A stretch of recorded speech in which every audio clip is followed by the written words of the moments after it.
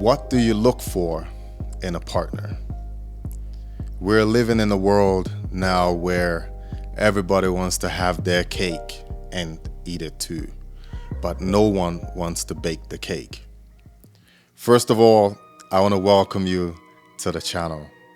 I am your host, Marvin, and this is the Self Made by Design podcast.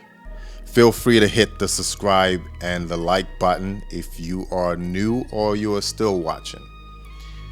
All right, let's get into it.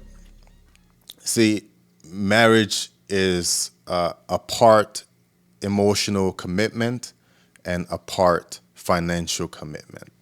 It's basically a business agreement that you get into.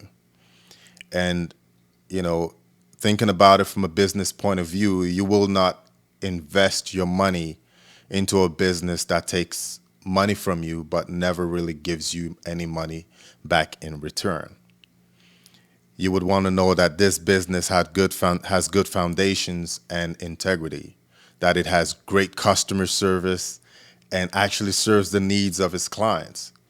You want to do research into such a business to make sure that your investments will be safe.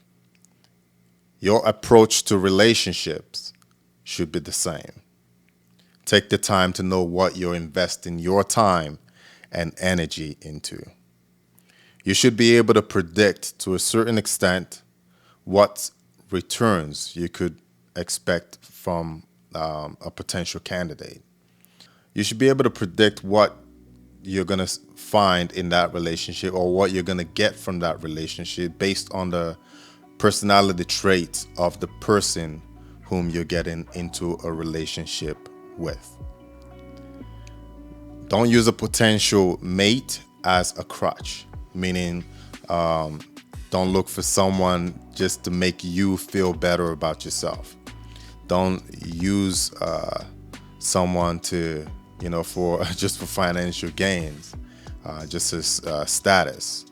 The rich people can get away with that. They can get trophy wives or whatever it is that they have, like open marriages and relationships and stuff like that. But we want to have, if you want to have a truly authentic relationship and marriage, that's not the way to do it. And it could turn out to be a mistake for you to try to do it that way. All right, so going back to my cake analogy, it seems in today's world, all we are focusing on are the pleasures of life, how things makes us feel. We just want to eat the cake, but we don't want to bake the cake or work hard in the process that it takes to make that cake. Likewise, we don't want to work hard in cultivating skills that makes us a better mate for our partners, or find a mate that wants to build a long-term relationship with us. We just want to have fun in the moment. And the qualities that you search for in a person who will entertain you is not the same qualities you look for in a mate that you want to carry you through the storm, through the ups and downs of a relationships. There's two different qualities you look for. The world is so superficial these days when it comes to the definition of happiness. Relationships are hard. Marriages are probably harder. And when you place two people of different backgrounds and home training into a space and you say to these people, make this space into a home, sometimes with the lack of proper skills, that could become the most impossible task for such people to undertake. So how do we make it so that we have a fighting chance of survival in relationships? I'm going to assume here that you guys want to have a great relationships, by the way. All right. So if you're just getting into a relationship, first thing is you have to have a goal. Why are you getting into the relationship? You should be getting into a relationship with the goal of marriage, in my opinion, which means you're not looking for a person just to satisfy your superficial desires. In the long term, it doesn't work. Everyone wants to have a spark in their relationship, which is fine. That's cool. But it shouldn't be a deciding factor per se. Because honestly, I could walk into Walmart and I could have a spark with 20 people in an hour, including the security guard. So, like I said, that shouldn't be a deciding factor. If you're wanting to build a long lasting relationship, a family, then you should be looking for qualities that lets you know that such a person is serious about their role in such a relationship. For example, how does a potential mate interact with their family members? How serious are they with their job? If you are a religious person, would having a mate who's an atheist cause you problems in the future? For traditional women, are you looking for a man that can lead his household? Someone who would be a stable, calm, trustworthy man to your family. For all my fellas, you need to lead. No options. This is not optional. You just have that's your role. You have to lead, right? Are you looking for someone who will understand your program and follow your lead? And do you guys have similar goals?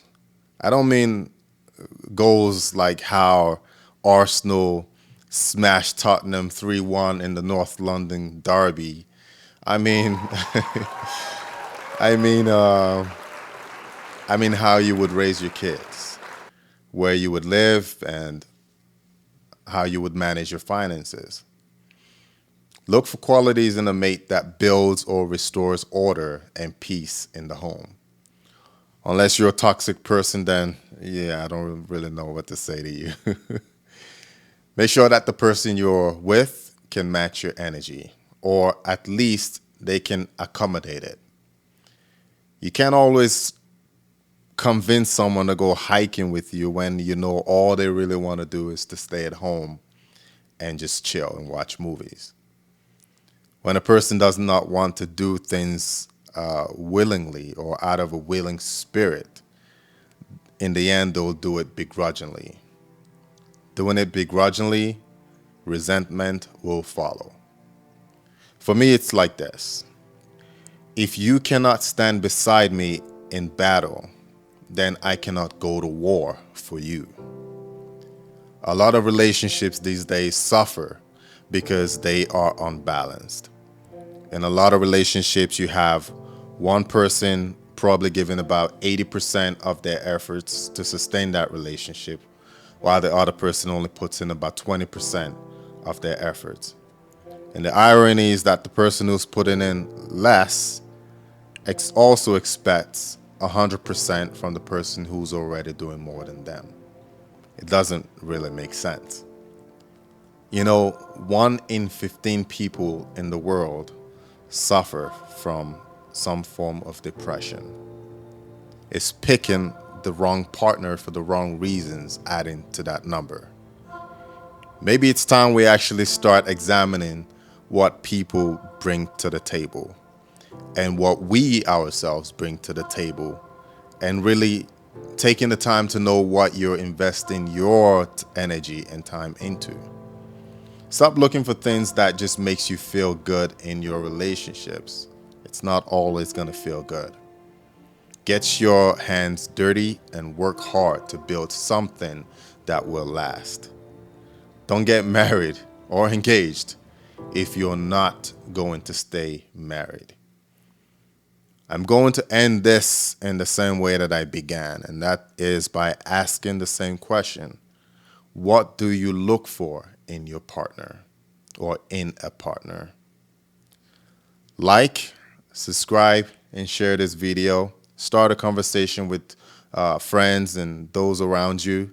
That is my aim of making these videos, is to spark a conversation that will in turn spark a change in mindset. I'll see you in the next video. Peace.